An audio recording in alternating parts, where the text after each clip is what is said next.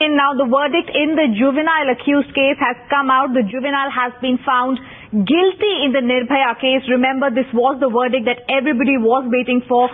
The verdict that in the case in which Nirbhaya has been, in which the juvenile accused has been found guilty in the Nirbhaya case. This is also coming at a time that he will be now held or punished under that case. Now remember, this is coming after there was massive outrage seen across India. December 16th, that was last year when that entire gang rape case happened, and now the juvenile justice board giving its verdict. The sources within SIT has confirmed to Times Now that the teenager who has been found who was an accused in the Nirbhaya gang rape case has been found guilty of murder, gang rape.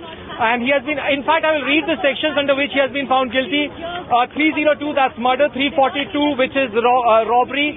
364, abduction. 365, abduction leading to a sexual offense. 366, 367, 376, 2G, which is gang rape. 377, which is unnatural sex. 395, 412, 120B, 34 IPC. But he has also been acquitted for 307, which is attempt to murder, 396, that is dacoity, and 397, dacoity leading to murder.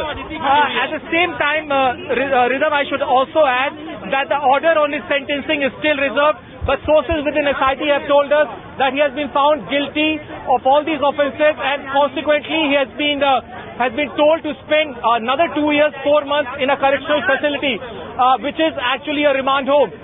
The big news coming from Juvenile Justice Board is that the teenager has been found guilty of murder and gang rape, also of unnatural sex, but has been acquitted of attempt to murder, dacoity, and dacoity leading to murder. Rest 9 sections under which he was booked he has been found guilty.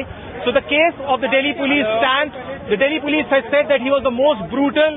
He was the one who was an equal partner.